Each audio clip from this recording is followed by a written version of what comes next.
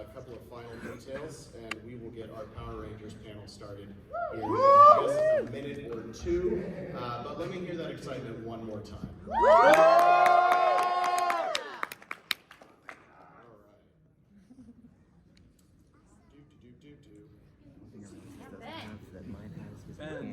My name is Ben Cleaver. I'm an actor, I'm a comedian, writer, etc., all those things. And I'm a mega Power Rangers fan. Woo! And ladies, gentlemen, envies of all sorts, we are celebrating 30 years. In 1993, when Mighty Morphin Power Rangers was released on Fox Kids in the United States, or anywhere for that matter, I was 8 years old going on 9, and I was hooked immediately. I remember thinking to myself, Power Ranger? What kind of dumb name is that? And then I was obsessed. How many of you can remember when you became obsessed with Power Rangers? Yeah. Yes. Show of hands. Thank you so much. And it's been a huge impact on your life, hasn't it? Yep. How much do you love Power Rangers? Let me hear some noise. All right. Do I have a? Yes, I do. Oh, I've been asking for water.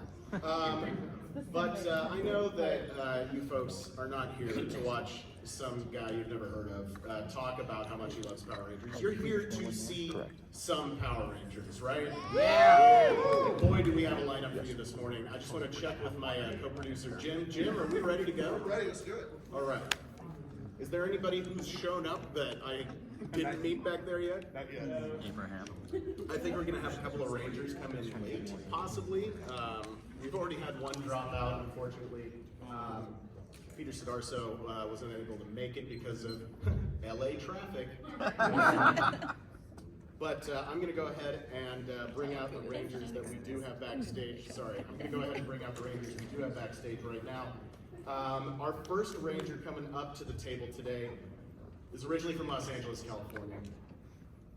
You saw him in 1998's Power Rangers in Space. He is the Psycho Red Ranger. He also appeared in Kids Incorporated, Walking Across Egypt with Jonathan Taylor Thomas, By Dawn's Early Light, and he is appearing in Bloodlines of the Grid, a fan Power Rangers series, if you're familiar with that. Please welcome to the stage, Patrick Davis.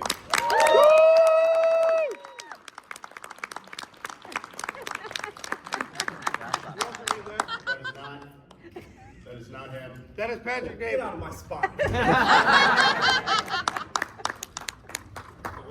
Hello, how are you? And Patrick, I believe you'll be wherever you want to sit, man. I'll sit right here. Are those helmets yours? We've got all the red helmets right now. There we go. It's the best color. And are you truly psycho? It depends on the day. Okay. And Patrick is going to be signing at the Fandom Charities and the Hellmouth Con booth, which is booth number 1176, from 11:30 a.m. to 1:30 p.m. today. That's correct, right? I think so, yes. Okay, yeah. That will be Best of my knowledge. following this. Sorry. All right. So I was going to say that will be immediately following this panel. And so get yourself down to the floor if you want to get something signed by Patrick. The next Ranger we have coming up, originally from Huntsville, Texas. You know him from Power Rangers Wild Force from 2002. He was Merrick Balaton, aka the Lunar Wolf Ranger. Also appeared in Dead Scared, aka The Hazing. That movie had 2 titles apparently. Letter Home and What I Like About You. Please welcome to the stage, Philip Andrew.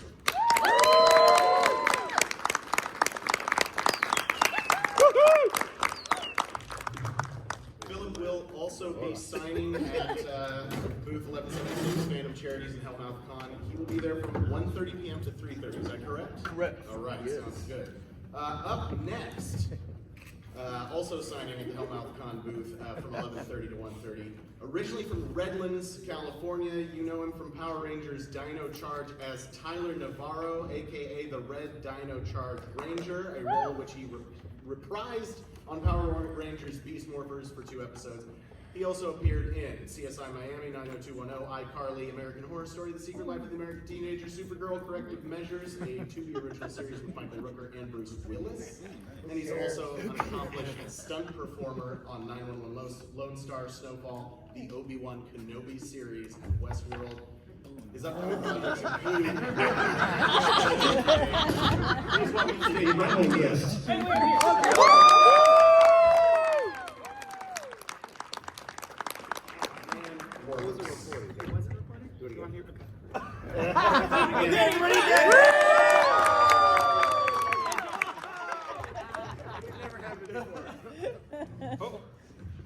And for the time being, I think is that all the Rangers we have right now? We've got a couple running late, don't we? I think, yeah. They're running late. Nobody's still back there? Does anybody know who I am? They could have morphed it.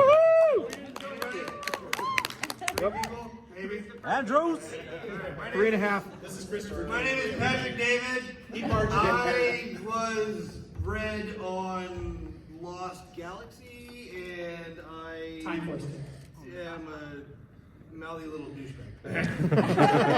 Burst in at the last minute, so I didn't have any notes on him. But yes, Power Rangers in Space, Power Rangers Lost Galaxy, also appeared in Wild Force, that 70s show. Yeah. You did? I did. And he'll also be in Bloodlines of the Grid, which a lot Well, I of... produce it, so yeah. Also known as Andros. My name is Chris. His name is Chris. Came in late, everybody. Y'all know me, shut up. Hey, where's Peter? He's stuck in traffic. He's tonight traffic. Yeah, so first of all, another round of applause for our Rangers that are here right now. And again, we're going to have a couple Rangers. The thing is, Christopher didn't introduce himself to me backstage. He kept claiming to be other people. And so I was like, I don't know who this guy is, but he's obnoxious. He's a lot to handle. So let's just go through. Let's start with you, Philip. Talk to us a little bit about.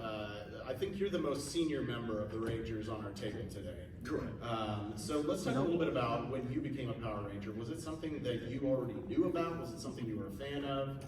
Was it something you had no idea what it was? Tell us about that experience. I was already in high school when it debuted in '93, so obviously I wasn't watching kids stuff. I had heard about it, but I'd never watched it until I started auditioning. I was in high school too. Yeah, but I mean, yeah, but did you actively watch it Saturday No, morning? no, like no, all no. the- Okay, I'm okay, yeah. and then, No, I've never watched it still. Who's actually watched Power Rangers before? I've never seen it. You poor people. yeah, and just went and auditioned. I guess I didn't really know it was a big deal until they called me up to the office and showed me my own action figure with my face on it and everything. And I was like, okay, I think this might be a big deal.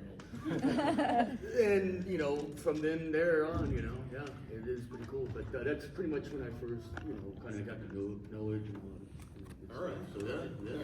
Now, Christopher, you were just saying you'd never seen Power Rangers. You've never watched it since. I never have watched it. Yeah. Yeah. What was your experience getting onto the show? I didn't want to be on it. I didn't want to have anything to do with it. I'm not joking. I just 100% the truth.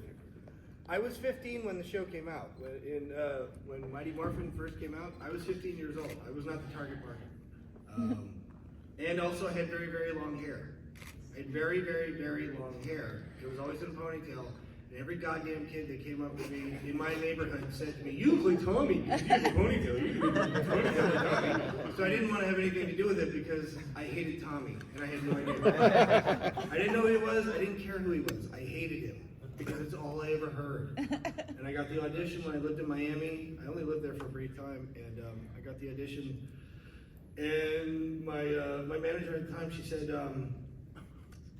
yeah, I got an audition. It's going to be at, it was actually at my acting school, the place where I'd studied for years, and you know, I had a great time there and all that. And she said, yeah, it's over there. And I was like, cool, what is it? And she said, it's Power Rangers. I was like, nope. And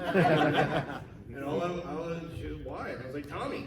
I don't know what that means. She's like, I don't know what it means either. I don't care, but I don't want to do it. So Yeah, I went into the audition. I didn't want to do it. I didn't want to have anything to do with it. I basically told him, I met Shuki on my first audition. I met Shuki. Shuki was Chaim Saban's #1 guy. Like, there's Chaim Saban, and then there's Shuki Levy. I met Shuki. He was the guy there. And I basically went in there and I told him, you're wasting my time. I don't want to be here. I don't want to have anything to do with you. And that's why they booked me, because I was the asshole. And that's what the character is supposed to be. And I was like, God damn it! So, there it is. There you go. And so, Patrick. Yes. I'm going to assume you probably have a different story than I had long hair and hated Power Rangers. Oh, That's yeah. how I got into it. Well, as most of you guys know, that Power Rangers before the issues, there was not a union show. So I was fortunate enough to be union when I was 15, and I've always wanted to do the show. I knew of the show, but we were not allowed to audition for the show. But as soon as it got union, which was our season, Halfway through. halfway through. Halfway through our Okay, halfway through our season. I was able to audition, and they gave me a script for Psycho Ranger. I'm like, what is a Psycho Ranger? just act evil.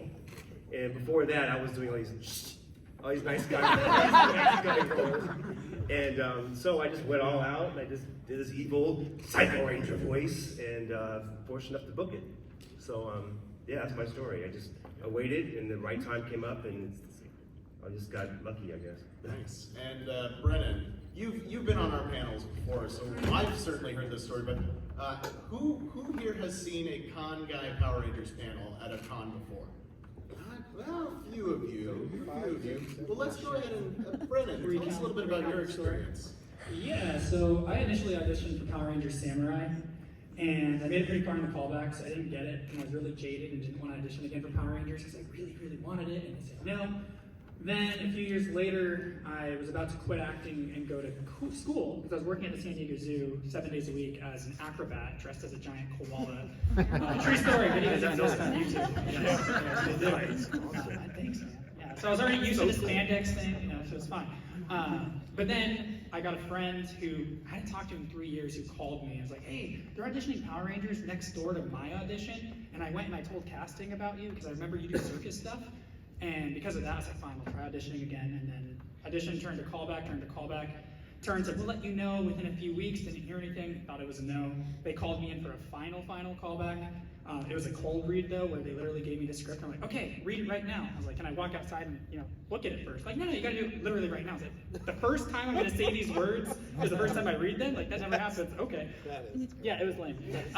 So I was doing it, trying to and something in it, it said that my master is gonna, or I don't know, sensei or something's giving me this treasure chest, and it will reveal my path or something. And so they actually handed me a treasure chest during the audition while I'm trying to read this, and then I open it, and then there's a laminated picture going, congratulations, Brennan, you're the Red Ranger. Oh. It was a lie! I know, and that video is also on YouTube somewhere where all of our reactions getting for Dino Charge, getting our little, and they gave us Red Ranger themed gift basket. I had a Megaforce Red Ranger toy in there or something, and some red themed candies. That's very cool. It was so cool, but also lame because I was working 7 days a week and had to drive from San Diego there for this fake audition, then drive back to go perform. And So are you still a dancing koala? I mean, only in my dreams. No. I have a circus jacket right here. So, yeah, it says circus sleigh on it. No. Nice. Yeah. So let's talk about this, because obviously 2023, 30 years of Power Rangers since they started. What does it mean to any of you guys, and any of you can kind of popcorn with this, what does it mean to you to be part of this franchise compared to what you were when you were initially cast, and now looking back on that 30 years of this continuous franchise since its inception? How do you feel about that, Patrick? Well, when I started, I was a dancer, and then I did some other stuff, and then I was studying to be a very serious actor, and I did some serious acting roles, and Power Rangers fell in between. And I was kind of I did this kids show, and so I just didn't really have it on my resume. And 30 years later, it's the one that's still calling me back. So, and then I actually didn't even know that any of the Power Ranger fans wanted to even talk to me because I was wanting to kill these guys. And next thing I know, like I called like in 2018 for Power and WonderCon, and I mean, I was just blown away. I had no idea that they liked Cycle Rangers. And then the toys came and the comics and everything, so very blessed. Yeah. It's like almost every year, it gets more popular every Yeah. year. Yeah. You know, it never dies down. Like, you know, like your normal TV show goes on an 8-year run or something, then it's canceled. It just starts losing its appeal. Yeah, but thanks to these guys, Our that's why. 30th anniversary. Every Yeah. year, just more and more, the more cons, more, you know, and it's all, you know, thanks to You guys, one of yeah. you. Thank you. Thank you. Thank you guys. Power Rangers is a 30-year-old cockroach. It just will not die. I'm looking forward to our future panels where we don't have Christopher. I make it fun. So, speaking of the fans, do any or did anybody else want to pipe in on what's it like to be part of this 30-year franchise? Brennan, I mean, you're putting me on the spot, so I guess I have to. you don't have to. No. We can let Christopher talk. Y'all want that? Yeah, for me, again, I was a fan. I wasn't in high school when it came out. I was 3, I think, or something like that. So I grew up watching Mighty Morphin, basically through Lost Galaxy. I think was the last season I watched in order, and then I jumped around here and there after that. But yeah, it was from, you know, being a kid, where one of my birthday parties, there's literally a picture of the Green Ranger. You know, I had my mom hired someone to dress as, you know, cosplayer, which I don't even know if that was a term yet. I didn't know. Someone came to my party dressed as the Green Power Ranger, and there's a picture of me with the dragon dagger next to him, which was cool. And then now I get pictures on Instagram where people have me at their birthday parties. And so it's just super cool. Like the legacy continues. So very blessed to be a part of it for sure. That's unreal. Yeah. That's absolutely unreal. Christopher, do you want to say anything? I don't want to hear from me. What is it? What is it? Well, does it mean anything to you, or what does it mean to you to be part It of does. It really does. 30-year Look, franchise? honestly, when I first got on the show, I didn't want to have anything to do with the show. Yes, it's true. I told the story a million times, and I'll tell it a million more. I didn't want to have anything to do with it. It doesn't mean that I didn't enjoy my time on the show. I loved my time on the show. The pay sucks, and the hours suck. It was like 16 hours a day when we did it, and we got paid less than most of the crew. But I had the best time of my life being on that show. I loved it, and I worked out with the stuntmen every other day, and they beat the hell out of me. Beat the hell out of me. They beat me so bad that like there were times where I just got up in the morning and I was like, I don't want to live in California anymore. It's so bad that they beat the West Coast out of me. I don't want to do it, but I did it, and honestly, I loved it. And if I had the chance to go back and do it again, I'd do it in a heartbeat. So I will always give Power Rangers. I will give it shit for what it is. Yes, it's a pain in the butt. It really is. But I will always say yes. I love my time on it. So there it is. And go ahead. Yeah, little crack in the shell there.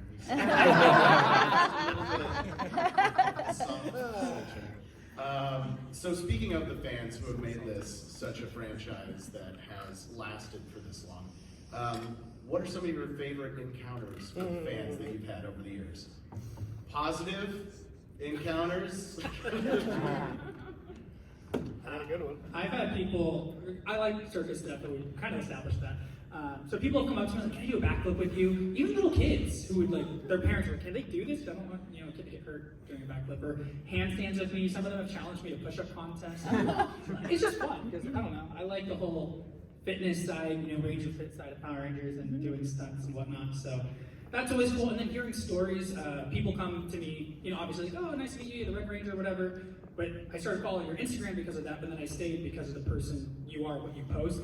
And I post a lot of fit tips, and I've had people come up to me telling me they've lost between 50 and over 100 pounds following my fit tips on Instagram, which is just incredible because it shows the impact. You don't think, you just see like, oh, a couple hundred or 1,000 people liked or watched this story on Instagram, but you don't have a face to put to these names or the number. And then when one comes and talks to you, I had one couple tell me that I said something in an interview with Joe from that hashtag show one time, and I said love is a commitment, not just a feeling. I guess I don't even remember what the context was, but they told me that quote, they were about to get a divorce, and that quote made them work it out, and they stayed together. So it's like, you don't know the ripple effect of your life ever. So that's why I always try to put like my best foot forward, regardless of the circumstance. You know what I mean? Like, you don't know what people are going through every day. So.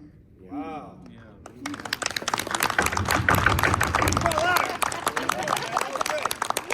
Again, I'm surprised. Like I said, I'm a bad guy in the show, and people love the Power Rangers. That's their heroes. But People love the villain. I've learned that.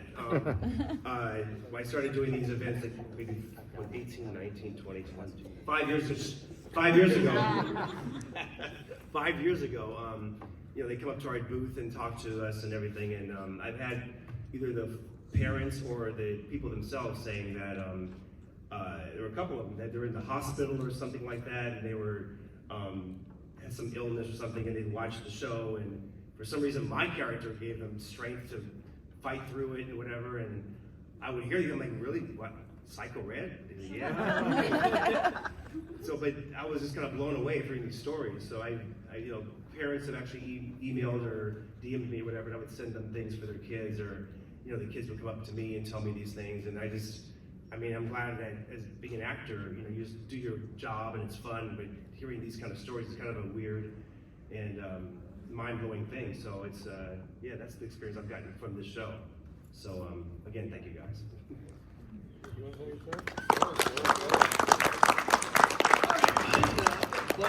But this one happened last summer in Pasadena.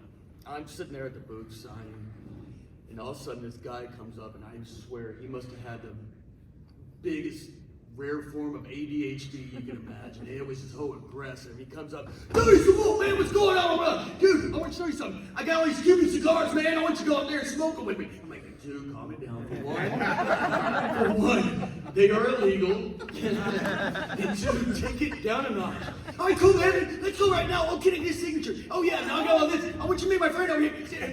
And I look over at Jack and Bill, and they're just like, and they're trying to get out of their booths and exit really quick and get away so they don't have to talk to this kid. What? Well, eventually I went out and smoked. I know who you're talking about. Yeah, I went out and smoked. I know who you're talking about. You know what I'm talking about, I right? know who you're talking about. Really? I mean, just really loud. And so here we are out there, and I'm just trying to do a couple of puffs here and there. He's like, man, these Cuban cigars are my man. There's people walking out. I'm like, take it easy. They're illegal, dude. And a couple of these, this couple walked by, they just started laughing, shaking their head. Yep. I'm like, dude, I gotta get back inside. You take it easy, though. But my God, I mean, this guy had energy like no tomorrow. Either ADHD or he probably had 10 cups of coffee or Red Bulls or something like that. But it was just kind of like this, and it was like, bam, like, oh my God, who is it? You know what I'm talking about. I know exactly who you're talking about, yes.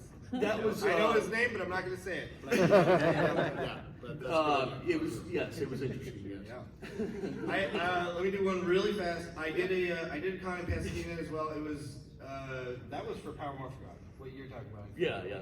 Yeah, I did, God, what the hell is Scott's other one? Robo Toy Fest? Robo Toy Fest, yeah. I did Robo Toy Fest, it was a few years ago. It was only me. I was the only Power Ranger there. Hell, I was the only, like, celebrity there. And, about halfway through the day, they came over to me and they were like, "Hey, we're gonna go get food. They hand me his menu. Cool. This is what I want. Great. They got it. I didn't have there was no green room or anything like that. So I was like, okay, well, we're gonna bring the food back to your table. Is that okay? I was like, yeah, it's cool, man. I don't get bring it back to my table. So I ate the food. I ate the food at my table, right? So I'm eating there, and while I'm eating, there's a dude that walks up, and I'm like mid-bite, and he's like, and he starts to talk, but he's like mumbly and all that, and he's like, and I'm just like, okay, well, food down, all right, let's do this, all right, we're on. So he's looking at the pictures or whatever I have on my table, and he's like, oh yeah, look at the picture, yeah, like that, and I'm just like, all right, cool, all right, yeah. And it's apparent that he's not going to get a picture. He doesn't want a picture or anything like that. He just wants to sit there and talk or whatever. And I was just like, yeah, all right, cool, man, whatever. So I was like, all right, I'm going to just go ahead and finish the rest of my meal. And I haven't even eaten half of it. I've got the other half it's like on the table next to me, or it's on the table right here with me. And he looks at my food and he says, hey, can I have the rest of your sandwich? And I was like, no, stop, go. That actually happened. And I was like, yo, that's never happened to me before. What is up with that? I thought you were going to say you was going to start eating your fries while you. Yeah.